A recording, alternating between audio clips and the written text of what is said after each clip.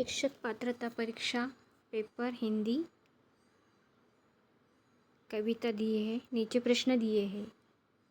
निम्न में से जिंदगी की कहानी यहाँ नाव सी इस पंक्ति में प्रयुक्त अलंकार कौन सा है? उत्तर है उपमा।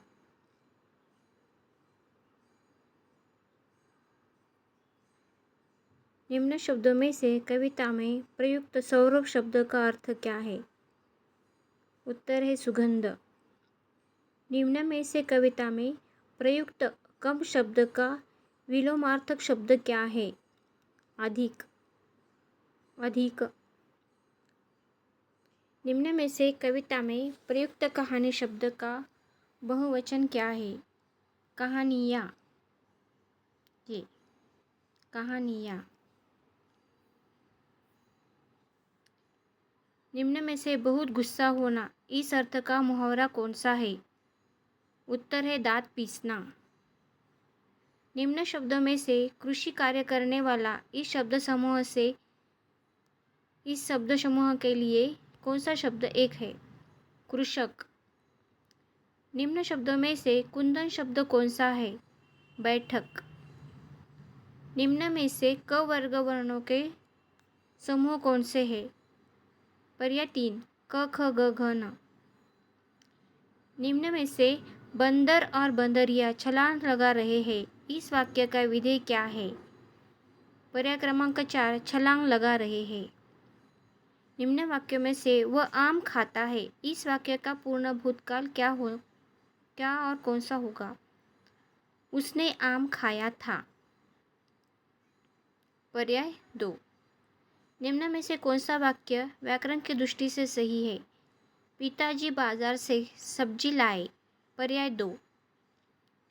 निम्न में से प्राकृतिक इस तद्विक शब्द से मूल शब्द क्या है? मूल शब्द प्रकृति। पर्याय क्रमांक 3। शिकायती पत्र को निम्न में से क्या कहते हैं?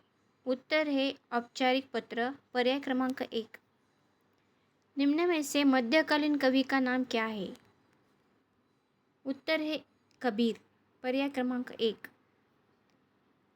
निम्न में से यथाशक्ति शब्द का किस समास का उदाहरण है? यथाशक्ति अव्ययी भाव समास। निम्न में से बच्चों तुम मेरे साथ आओ इस वाक्य का रचना के अनुसार भेद कौन सा है? सरल वाक्य है। रामधन मिश्र और अन्न पंच कह उठे इस वाक्य में प्रयुक्त सहायक क्रिया निम्न में से कौन सी है? उठे ये है क्रिया। शब्दों में से नदी शब्द का समानार्थी शब्द क्या है? उत्तर है सरिता। पर्याय 2। निम्न शब्दों में से कौन सा शब्द द्रव्यवाचक संज्ञा है? उत्तर है गेहूं। पर्याय क्रमांक 2। पेड़ से अमरूद गिरा इस वाक्य में प्रयुक्त कारक विभक्ति का भेद क्या है? प्रयुक्ति कारक भेद अपादान कारक है। पर्याय 2। निम्न शब्दों में से उपसर्ग युक्त शब्द कौन सा है? दुराभिमानी। दुराभिमानी उपसर्ग दुराभिमानी। निम्न में से चूहा दौड़ा दौड़ा पर्याय पर्वत के पास पहुंचा इस वाक्य में प्रयुक्त अव्यय का भेद कौन सा है? संबंध सूचक। पर्याय 3। उल्टा चोर इस कहावत को पूरा करने के लिए निम्न में से कौन सा वाक्य उचित है? उल्टा चोर कोतवाल को डांटे। पर्याय 4। निम्न शब्दों में से दिया शब्द का भेद कौन सा है? दिया तद्भव। पर्याय 2। निम्न में से चंदन शब्द में किस पंचमाक्षर का परिवर्तन अनुस्वार में हुआ है? न। पर्याय 4।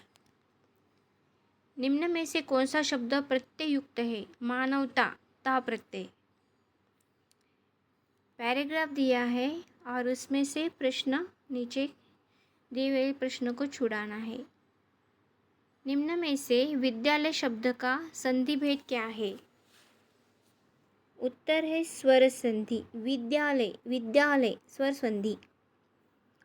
हर किसी के पास दोस्तों को दिखाने के लिए नई नई चीज़ें हैं इस वाक्य का प्रकार निम्न में से कौन सा है? पर्याय 1 विधानार्थक वाक्य। परिच्छेद में प्रयुक्त इस विराम चिन्ह का निम्न में से कौन सा है? विराम चिन्ह में से विस्मयादि सूचक चिन्ह। पर्याय 2